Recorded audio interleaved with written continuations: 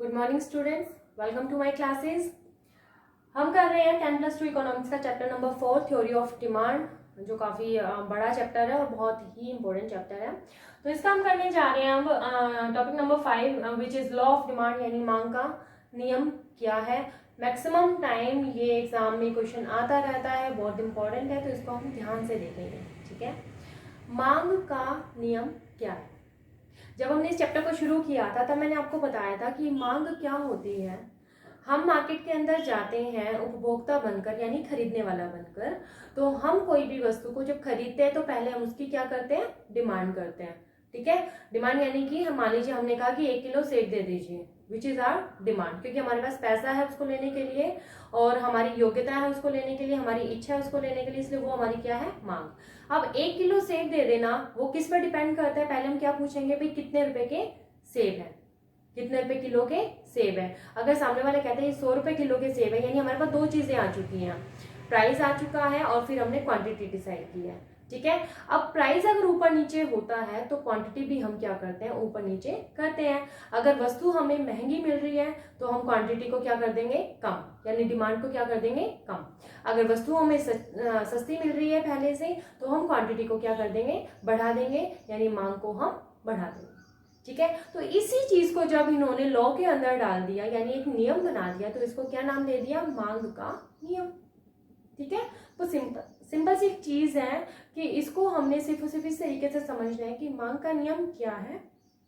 इस क्वेश्चन को हम इस तरीके से अटेम्प्ट करेंगे। सबसे पहले हम इसकी डेफिनेशन देंगे। फर्स्ट टॉपिक आते हैं हमारे इसके अंदर मांग के नियम में डेफिनेशन। ठीक है, तो डेफिनेशन मैंने आपको बता दिया। हम ये कहेंगे कि अन्य बातें समान रहने पर, अन्य बातें समान रहने का क्या मतलब है कि कीमत के अलावा, प्राइस के अलावा और जो फैक्टर्स हमारी डिमांड को इफेक्ट करते हैं, और कोई फैक्टर्स जो हैं, जो तत्व हैं, जो हम पहले भी पढ़ चुके हैं, जैसे संबंधित वस्तुएं हैं, हमारी आय है, हमारी रुचि है, भविष्य में कीमत बदलने की संभावना है, ये सब चीजों को हम स्टेबल मानेंगे, इनमें चेंज नहीं दिखाएंगे। हम क्या कहेंगे कि अन्य बातें समान रहने पर, यहां से स्टार्ट करेंगे, अन्य बातें समान रहने पर जब कीमत में वृद्धि होती है तो डिमांड में कमी हो जाती है, और कीमत में कमी होने पर डिमांड में वृद्धि हो जाती है। ठीक है, यानी कीमत बढ़ती है तो डिमांड घटती है, कीमत घटती है तो डिमांड बढ़ती है, ये हम पढ़ चुके हैं। तो ऐसे में जो मांग का नियम कहता है वो ये कहता है कि कीमत व मांग में ऋणात्मक संबंध होता है।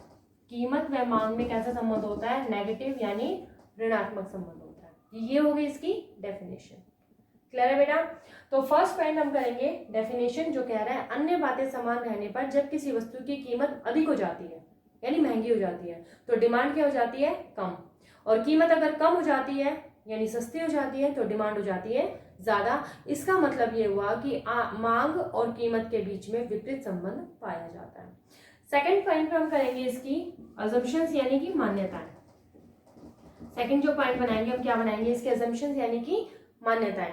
मान्यताएं क्या होती हैं, हम मानकर चलते हैं कि भाई ये चीजें स्थिर रहेंगी तभी ये लॉ काम करेगा, अगर इन चीजों में परिवर्तन आया तो ये लॉ काम नहीं करेगा। तो हम क्या क्या मान के चल रहे हैं, उन्हीं सारे पॉइंट्स को लिख दें।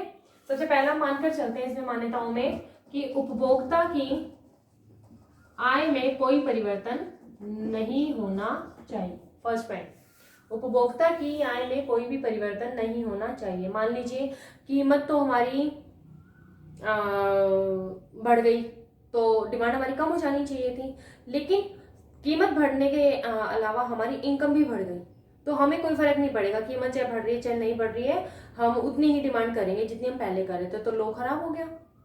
लॉ के अकॉर्डिंग तो कीमतें बढ़ते डिमांड कम हो जानी चाहिए थी, लेकिन इनकम में उस पर इफेक्ट डाल दिया तो इसकी वजह से लॉ काम नहीं किया, इसलिए इनकम को क्या रखेंगे हम, स्थिर। इनकम में कोई बढ़ोतरी और कटौती नहीं हो रही है।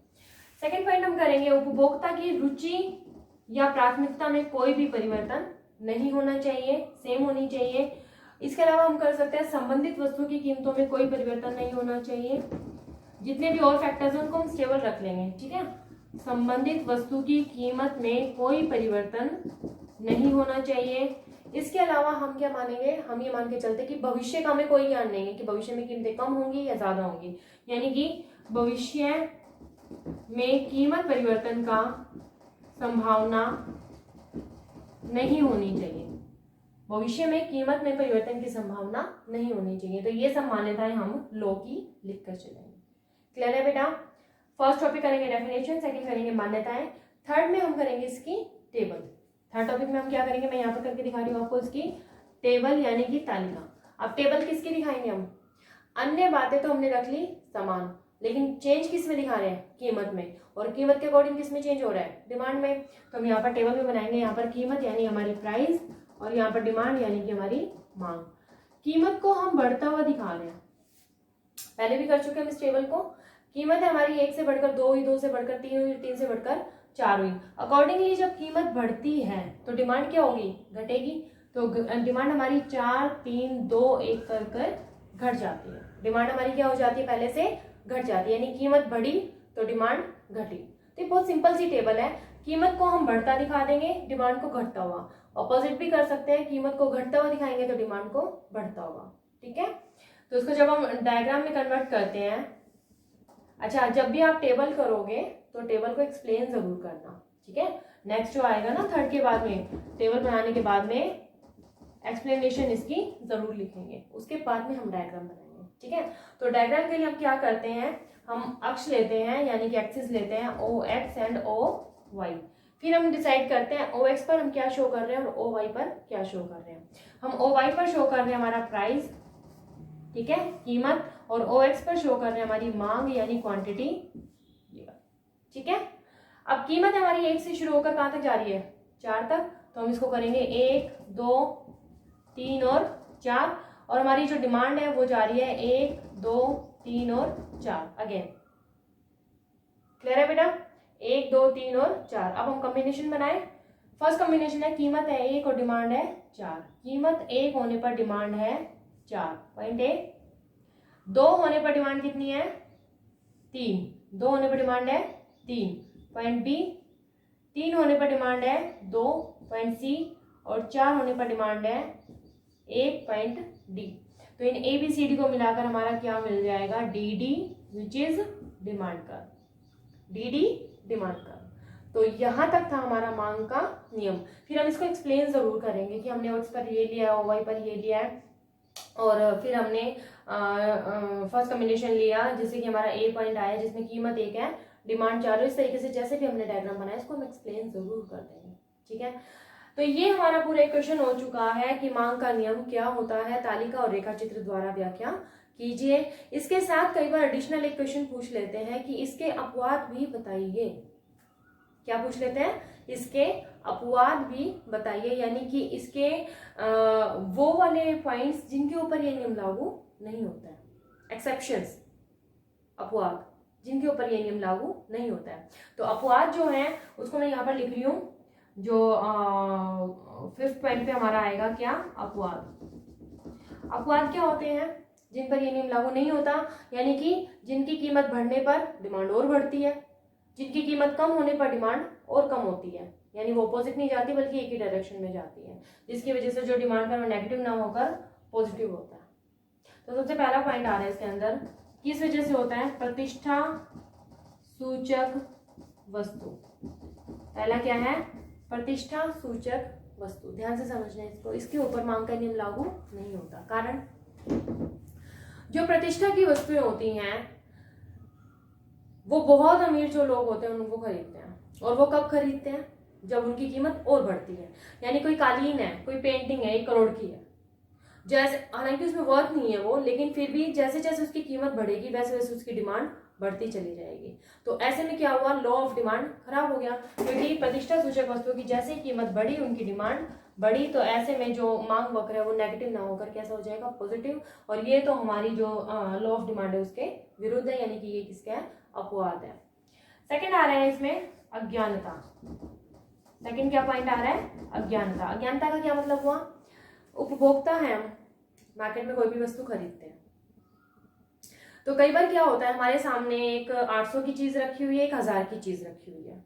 ठीक है, तो हम यार हमारा माइंड क्या काम करता है कि 800 की चीज शायद थोड़ी हल्की होगी, इसमें 200 रुपये एक्स्ट्रा लग रहे हैं, तो शायद ये अच्छी होगी। तो हम कौन सी चीज चूज करेंगे, कोई बात नहीं, 200 रुपए की बात है, हम 1000 रुपए वाली चीज को ले लेंगे।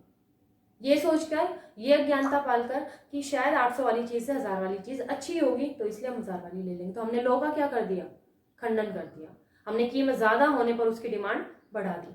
तो ऐसे में अज्ञानता भी जो है वो लॉ ऑफ डिमांड का अपवाद है। एंड थर्ड पॉइंट आ रहा है इसके अंदर, क्या थर्ड पॉइंट आ रहा है इसमें, गिफिन वस्तुएं। गिफिन वस्तुएं, अब गिफिन क्या होता है, एक अर्थशास्त्री हुए हैं सर रॉबर्ट गिफिन, उन्होंने ये पॉइंट दिया है। उनका ये कहना है कि घटिया से भी घटिया स्तर की वस्तु, भाई इंसान हर तरह की वस्तुएं प्रयोग करता है, घटिया से भी घटिया स्तर की वस्तु कौन प्रयोग करेगा, गरीब व्यक्ति। ठीक है, अब मान लीजिए इस पर भी हमारा मांग का नियम लागू नहीं होता। क्यों, जैसे उनकी कीमत बढ़ी तो गरीब व्यक्ति क्या सोचेगा, शायद ये बेटर हो गई है, अच्छी हो गई है, हल्की सी कीमत बढ़ी है, कोई बात नहीं, इसी को कंटिन्यू करते, उसको और ज्यादा लेना पसंद करेगा। जैसे उसकी कीमत घटी, जैसे उसकी गिफिन वस्तु, घटिया वस्तु की कीमत घटेगी, तो वो क्या करेगा, उस घटिया वस्तु को छोड़कर अपने बचे हुए जो पैसे उनसे अच्छी वस्तु खरीदेगा, यानी कि उनकी डिमांड घटा देगा। तो ऐसे में गिफिन वस्तुओं के ऊपर भी ये नियम काम नहीं करता है। साथ में आय का जो प्रभाव है वो भी अलग हो जाएगा, यानी कि जैसे हमारी इनकम बढ़ेगी वैसे तो हमें ज्यादा चीजें खरीदनी चाहिए थी, लेकिन घटिया है तो हम क्या करेंगे, उसको छोड़ देंगे। हम क्या करेंगे, इनकम बढ़ने पर हम अच्छी वस्तु लेंगे, गिफिन वस्तु को छोड़ देंगे। तो कहने का मतलब यह हुआ कि गिफिन वस्तुओं यानी घटिया वस्तुओं पर भी मांग का नियम लागू नहीं होता है। ठीक है, तो ये थे इसके नियम के अपवाद। हम इस पूरे टॉपिक को बहुत अच्छे से पढ़ेंगे, बहुत इंपॉर्टेंट टॉपिक है। तो अब मैं बता देती हूँ फिर से, हम पढ़ रहे हैं मांग का सिद्धांत के अंदर मांग का नियम। सबसे पहले हम इसकी डेफिनेशन पढ़ेंगे, फिर इसकी मान्यताएं, टेबल को एक्सप्लेन करेंगे, डायग्राम को एक्सप्लेन करेंगे, फिर हम करेंगे इसके एडिशनल अपवाद। ठीक है, तो यहाँ तक है हमारा क्वेश्चन। इसको अच्छे से पढ़ना और लर्न करने की कोशिश करना। और अगर कहीं पे भी आपको टेबल में, डायग्राम में, थ्योरी में कहीं पर भी कोई दिक्कत लगती है तो आप मुझसे पूछ सकते हो। ठीक है, तो आज के लिए इतना ही, और नेक्स्ट टॉपिक के साथ हम नेक्स्ट वीडियो में मिलेंगे।